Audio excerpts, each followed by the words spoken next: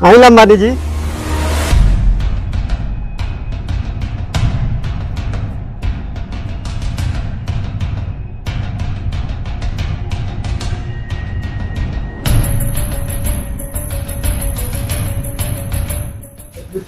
साला बेटा के शादी करे के बा, पैसा कहाँ से आई? अच्छा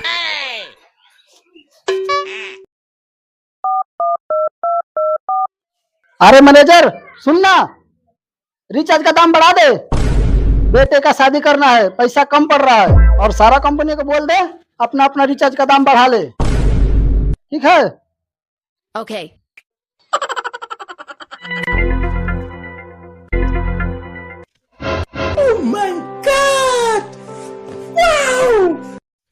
बढ़िया साला कितना बढ़िया घर बनवा ले।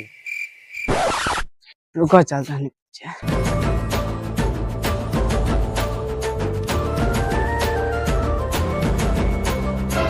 का होला मानी चाचा, सुनने में आता है कि अपन रिचार्ज के दाम बढ़ाता रहो, सही बात है का? हाँ हाँ सही सुने हो, बेटे का शादी है। अरे शादी करेंगे दूसरे से और दहेज लेंगे जनता से, इसीलिए रिचार्ज का दाम बढ़ाया हूँ। तुम अपना भी बढ़ा लो। ना ना हम दाम ना बढ़ाए, जब तू अपन दाम बढ़ा देब तो सब कस्टमर हमर सिम यूज करिए सन, तो उससे हमारे दुगुना फायदा होई, वही से हम दाम ना बढ़ाए। का दाम ना बढ़ेंगे? अरे इस साला रिचार्ज का दाम ना बढ़ाए तो हमारा बेटा के शादी कैसे होगी? ए साला रिचार्ज दाम बढ़ेगा कि रे? ना हम ना बढ़ाए। देखा तुम बड़ी है एकेएम 47 गाँव में लगा के ढा ढा दें, एक में गाँव छितरा जाए। ना ना दाम तो बढ़ाइए दे। सौरव के बेटा धमकी देता रहा, भाग सरवा ना बढ़ा, कद कर बेटा सरवा। नहीं साला ये ना मानी गाड़ी देता, मार से टक रखे। इधर ही लमान कार साला तू रिचार्ज के दाम ना बढ़ेगी? रिचार्ज के दाम तो बढ़बे करे, मां पहले तू बढ़ा।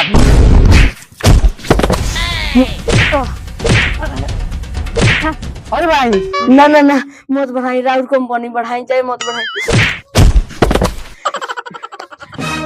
ए वो सरवा से कुछ ना भइल, तू जो मार। अब हमार सरवा हमरा के बड़ा मार लेबा।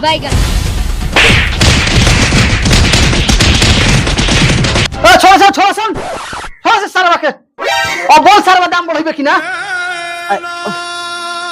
इतना पिटले के बाद कौन सरवा होई कि दाम ना बढ़ाई? अब नहीं चलता दाम बढ़ा देवे। Oh no!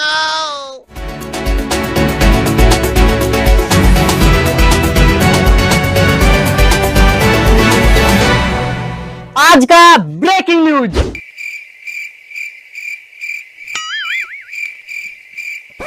सर वही ना तो कि सुन का दूं। ओए सर है ना, देखो तो ना बार का न्यूज बा।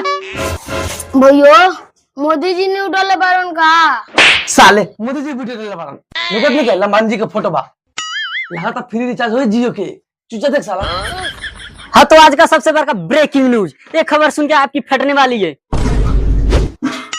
टेंशन मत लीजिए, पिछवाड़ा नहीं पॉकेट। हाँ तो आशिक लोग कृपया अपने अपने दिल को थाम के बैठिए। हाँ दादा दिल थाम लेनी, अब का हो गया लगा? अरे साला रे तू का दिल थामा तारी? तू तो आशी के कॉलक हो, तू आशी गई, तू तो रणुआ बाड़ी। हाँ तो जो इंटरनेट चलाते हैं वो भी और जो बात करते हैं वो भी, सुनो सुनो कान खोल के सुनो। लंबानी के बेटे की हो रही है शादी और शादी में हो गई है पैसे की कमी, जिसके कारण लंबानी ने लिया बहुत बड़ा फैसला और जियो का रिचार्ज किया महंगा। का जियो का रिचार्ज महंगा हो गल? तू चला देख आगे कथी होगा। हाँ तो इतना सब देख कर एयरटेल भी कहाँ मानने वाला था, जियो के साथ साथ वो अपना भी रिचार्ज का दाम बढ़ा चुका है। हाँ तो हम तो भाई ये कहल चाहम कि अपन सिम बीएसएनएल में पोर्ट करवा लिया। ए चल कितना महंगा हुई तो का हो, हम तो जियो चला। इस साला ही ना मानी कर साला, तू जियो चलबे? साले बाप मरे अनरिया में बेटा बने जियो के पावर हाउस। साले करा काल के काल बीएसएनएल में सिम पोर्ट हो जाए के चाहिए, ठीक है? हो जाई, हम आज जियो के सिम चेंज करा के बीएसएनएल में पोर्ट करवाओ तनी, लेकिन एगो मारा मत। ठीक बा ये तो मान गया। अब आप लोगों से निवेदन है कि जियो एयरटेल को छोड़िए और बीएसएनएल में पोर्ट करवाइए और इन बड़ी बड़ी कंपनियों को इनकी औकात दिखलाइए। तो चलिए आइए इसी मामले को हम लेकर चलते हैं गांव में और देखते हैं लोगों का रिएक्शन इस पर क्या होता है। आइए देखते हैं बैठचंद मजा आएगा। हाँ तो कैमरामैन लगातार लगातार लगातार फोकस करते रहिए। और देखिए वहाँ पे हमें कुछ लोग दिखाई दे रहे हैं, तो चलिए हम उनसे बातें करते हैं। कैमरामैन आइए, इधर आइए। हेलो भाई, आपका नाम क्या हुआ? थोड़ा नाम से क्या करेगा बा? हमें बोलेंगे ना बा, दे बोलता नहीं घोप घोप। ओ भैया, एमे घोप घोप थोड़ी बोले बा, हैं? अच्छा ये बताओ, जियो के सिम चलाओ कि एयरटेल के? हम साइकिल चलाओ नहीं, बकरी चलाओ नहीं, भैंस चलाओ नहीं, तारा कौन मोबाइल के जाएगा बोलो? साला साफा बकलो लेवा का? ए भैया, मोबाइल चलाओ लो, ये मतलब मोबाइल वो कौन जानवर का नाम है? कैमरामैन आई तंग आई पकड़िएगा यही माइक को। दीजिए माइक दीजिए। बतलाओ तो ये घड़ी के जमाना में साला मोबाइल नहीं को समझाना का होकेला? कैमरामैन उधर फोकस कीजिए, दो आदमी होशियार दिख रहे हैं, आइए बात करते हैं उनसे। रुकी भैया, ये बतलाई जियो और एयरटेल अपन रिचार्ज के दाम बढ़े पर कुछ लोग कहल चाहता नहीं? हमारा जानता है वो कार कंपनी जानो हवा पे का था हर साला। रे साला ई गांव में सब उन्नति आवासन का कोनो बात ना, गांव में उइसंगा नमूना से मिलत रहेला। का आई होदा एगो समझदार आदमी लौकता, उनका इंटरव्यू लेवल जाओ, देखल जाओ का कहल चाहता रहनु। आई तो भैया रउआ शकल से तो पढ़ल लिखल लागत नहीं, तो ई बतलाई जियो और एयरटेल अपन रिचार्ज के दाम बढ़ेले बार लोग, ए पर रउआ कुछ कहल चाहता नहीं? जरूर हम दूसरा बोलता था नहीं। और लंबानी जी के बेटा के शादी करे में पैसा कमी होत रहे, तो लड़का संग के 7 करोड़ का मशीन ले लेता। रिचार्ज बढ़ा के कौन फायदा बा? तो बताइए, लंबानी जी ने रिचार्ज का दाम बढ़ाकर गरीब के पेट पर लात नहीं मारा है।